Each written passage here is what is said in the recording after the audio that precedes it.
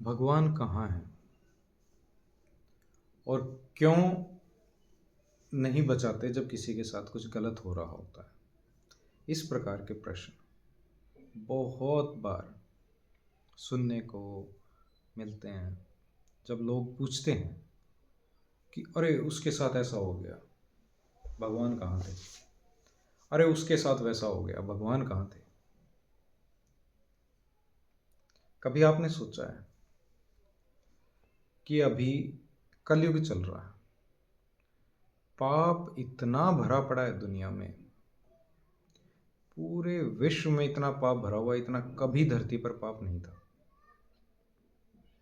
इतने पाप के बीच में जो मार खा रहा है और जो मार रहा है, मारने वाला और पुकारने वाला दोनों ही पापी हैं।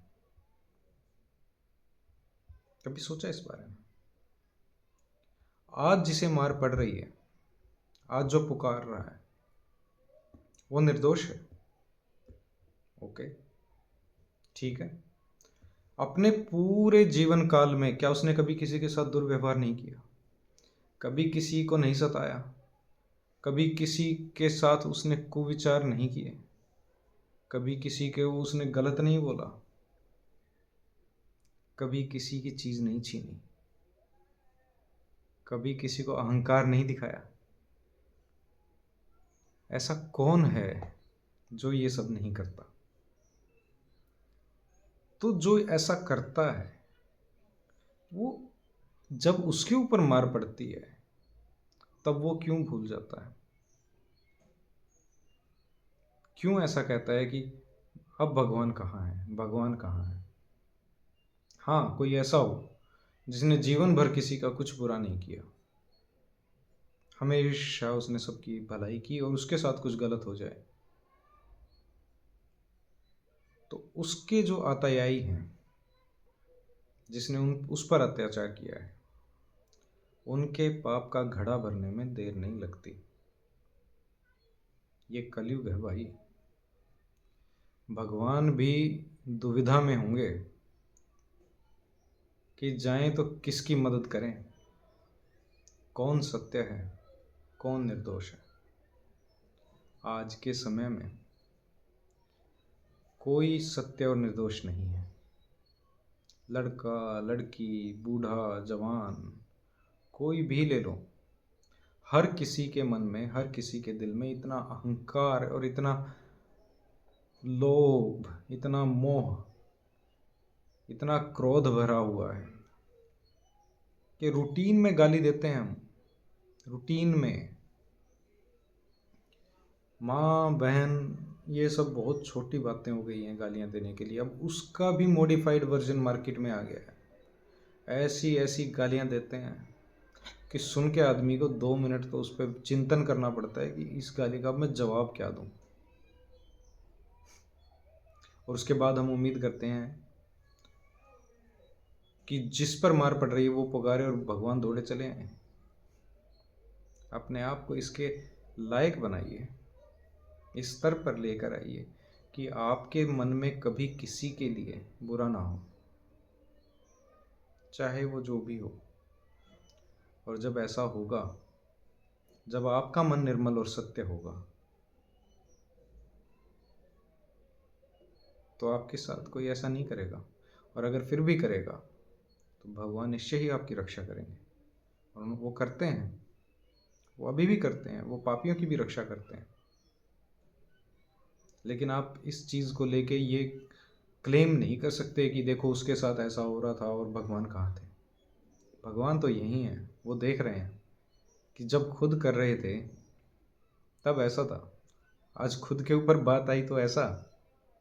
तो भगवान भी इसमें बड़ा मुस्कुराते होंगे, बड़े सोचते होंगे कि देखो कैसे दोगले इंसान बनाए मैंने। नहीं, भगवान ने जो विवेक और विवेचना की शक्ति, जो उसका आशीर्वाद जो आपको दिया, इसलिए थोड़ी दिया कि आप उसको विवेक, अच्छा विवेक तभी इस्तेमाल करें जब आपको ज़रूरत है।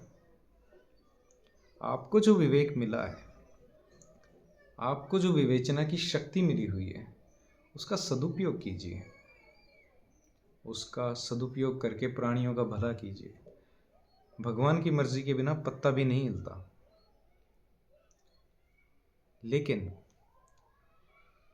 आप क्या करेंगे, अच्छा या बुरा, यह पूर्णतः आपके विवेक पर निर्भर है, क्योंकि भगवान ने बनाने के बाद इसमें इंटरफेयर करना, हस्तक्षेप करना छोड़ दिया है। आप क्या करते हैं, क्या खाते हैं, क्या पीते हैं, कैसा आचरण करते हैं, ये पूर्णतः आपके ऊपर निर्भर करता है। भगवान इसमें नहीं कहने आते आपको। भगवान ने आपको विवेक दिया चुनने के लिए। ऐसा कोई भी आदमी हो दुनिया में, मुझे बता दो, जिसके मन में ये बात ना आती हो गलत करने से पहले कि हाँ क्या मैं गलत कर रहा हूँ या ठीक कर रहा हूँ। ऐसा कोई भी प्राणी नहीं होगा पृथ्वी पर, मनुष्य में। ऐसा कोई मनुष्य नहीं होगा पृथ्वी पर जो ये, जिसके मन में ये बात ना आती हो, जो एक अंदर से एक आवाज़ ना आती हो, एक ध्वनि ना आती हो कि अरे तुम ये गलत कर रहे हो। सबको पता है वो गलत कर रहे हैं, हर किसी को पता है वो गलत कर रहे हैं, लेकिन वो फिर भी गलत ही करते हैं। वो जो अपने अंदर से एक आवाज़ आती है, उसको अनसुना करके, उसको अनदेखा करके, वो फिर भी गलत मार्ग पर बढ़ते जा रहे हैं। और इसी वजह से, इसी कारण से संसार का दैनिक दैनिक पतन होता जा रहा है। नित्य पतन की ओर हम तीव्र गति से अग्रसर हैं। कहाँ जाकर रुकेंगे इसका कोई अंत नहीं है, इसका कोई ठिकाना नहीं है। ठीक है, तो अपने विवेक का इस्तेमाल कीजिए, अपनी विवेचना का इस्तेमाल कीजिए, और इनका ऐसा प्रयोग कीजिए कि आने जाने वाले, आजू बाजू वाले, अड़ोसी पड़ोसी देखें कि अरे इसे क्या हुआ, एकदम से इतना परिवर्तन कैसे। अच्छे बनिए। दूसरों के लिए अच्छे बनने से पहले स्वयं के लिए अच्छा बनिए। क्यों कहते हैं इंग्लिश में take care of yourself? क्योंकि जब तक आप अपना ध्यान नहीं रखेंगे तब तक आप दूसरों का ध्यान नहीं रख सकते। विमान में ऑक्सीजन की कमी से जब मास्क नीचे गिर जाते हैं तो क्यों कहा जाता है कि पहले आप अपना मास्क लगाइए फिर दूसरों की मदद कीजिए?